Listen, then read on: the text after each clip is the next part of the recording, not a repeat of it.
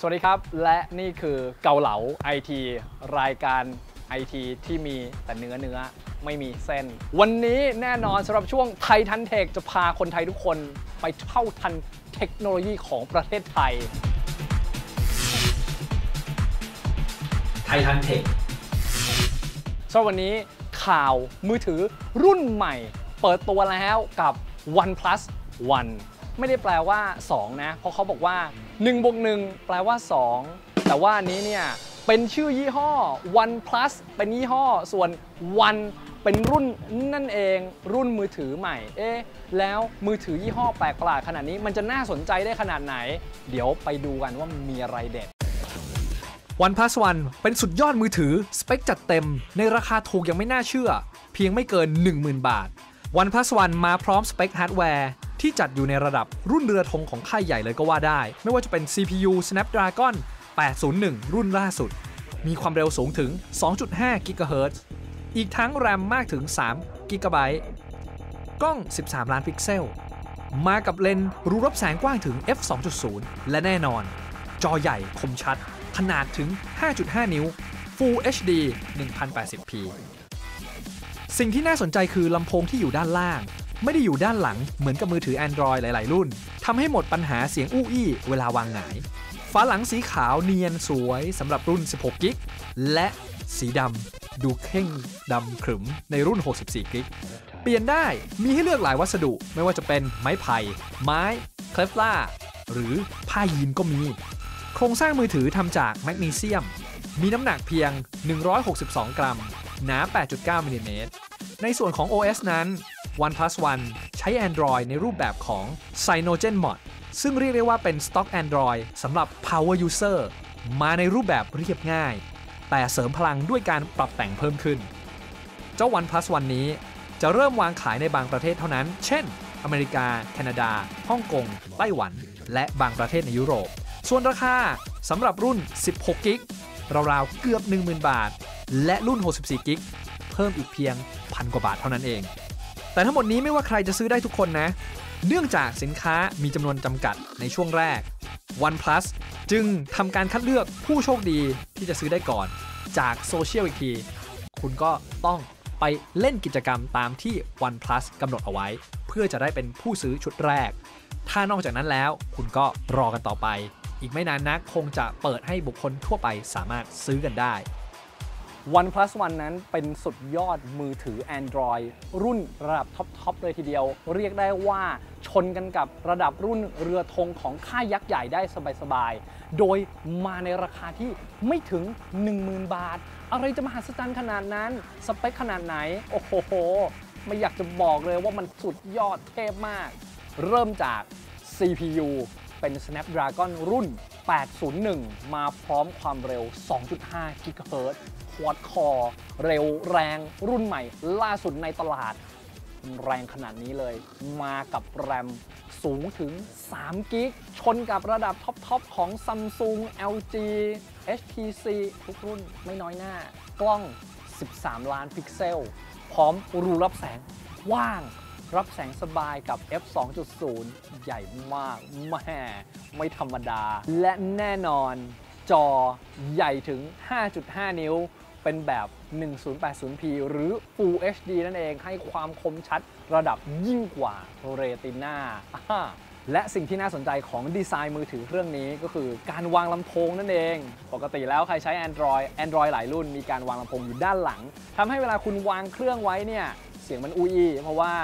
ลำโพงโดนปิดบังโดยโต๊ะหรืออะไรก็แล้วแต่ที่คุณวางมันลงไปแต่เจ้า OnePlus One นี้มีลำโพงอยู่ด้านล่างไม่อยากจะเชื่อเหมือน iPhone เลยฝาหลังเป็นสิ่งพิเศษมากเพราะว่าเจ้าตัว OnePlus One นี้มี2รุ่น 16 กิกและ 64 กิกรุ่น 16 กิกนั้นมาพร้อมกับฝาหลังสีขาวเนียนสะอาดใสสำหรับใครที่ชอบอะไรขาวๆแนะนำซื้อรุ่น 16 กิกเลยส่วนใครที่ชอบแบบ 64 กิกยิ่งใหญ่แน่นอนรุ่นท็อปก็ต้องสีแบบเคร่งขรึมสีดำเป็นสีดำแบบดำทรายด้านๆนิดนึงสวยงามหรือถ้าใครไม่ชอบทั้งสีขาวและดำรออีกหน่อยเขาบอกว่าจะมีฝาหลังที่ทำจากวัสดุอื่นอีกไม่ว่าจะเป็นไม้ไผ่ ไม้ธรรมดาหรือจะเป็นแบบเคปล่านักแข่งรถใช้งานกันหรือจะเป็นแบบเด็กแนวใช้ผ้ายีนทำฝาหลังกันเลยทีเดียวโอ้โหไม่ธรรมดามาแปลกรุ่นนี้ในส่วนของ OS นั้นแน่นอนมือถือ Android ตัวนี้ใช้เวอร์ชัน Android แบบพิเศษนิดนึงปกติแล้วเนี่ยหลายๆคนที่เป็น power user อยากจะได้มือถือที่ใช้ stock Android ซึ่งมันจะคลีนเกลี้ยงสะอาดใสสำหรับเจ้า OnePlus One นี้แน่นอนมาพร้อมกับเวอร์ชันของ Android ที่เรียกว่า CyanogenMod ซึ่งเป็นเวอร์ชันที่ Basic เป็น Android แบบเพลนเรียบง่ายใกล้ stock Android มากแต่เพิ่มฟังก์ชันแบบ power user เข้าไปทำให้ power user สามารถที่จะแอดนู่นเพิ่มนั่นเปลี่ยนนี่ได้แบบ power user ตัวจริงสำหรับ OnePlus One นั้นเขาวางแผนที่จะขายในบางประเทศเท่านั้นเองอย่างเช่นอเมริกาแคนาดาฮ่องกงไต้หวันและบางประเทศในยุโรปคนไทยก็คงต้องรอกันหน่อยแต่ถ้ามีขายในฮ่องกงประเทศใกล้ไทยขนาดนี้รับรองแน่ๆประเทศมาบุญครอง MBK มาแน่นอนด้วยความรวดเร็วสำหรับราคานั้นแน่นอนมาถูกสุดๆถูกแบบไม่อยากจะเชื่อเลยว่ามันมีมือถือรุ่นสูงขนาดนี้ในราคาขนาดนี้ได้อย่างไรเริ่มต้นรุ่น16กิกนั้นราคาเกือบ 10,000 บาทเท่านั้นเองอะไรจะมหัศจรรย์ขนาดนี้สเปคระดับเท่ารุ่นเรือธงของค่ายอื่นแต่ราคาไม่ถึงครึ่งเลยใครที่อยากได้รุ่น64กิกเยอะนะก็เพิ่มตังค์อีกแค่ 1,000 กว่าบาทมันอะไรจะมหัศจรรย์ขนาดนี้แต่ทั้งหมดนี้ก็ไม่ใช่ว่าทุกคนจะซื้อได้ในทันทีในวันที่มันเริ่มเปิดตัวเนื่องจากแน่นอนของดีขนาดนี้ก็ต้องมีจำกัดด้วยความจำกัดของมันนั้นทำให้คุณอาจจะต้องไปแย่งกันซื้อหนึ่ง OnePlus บอกว่า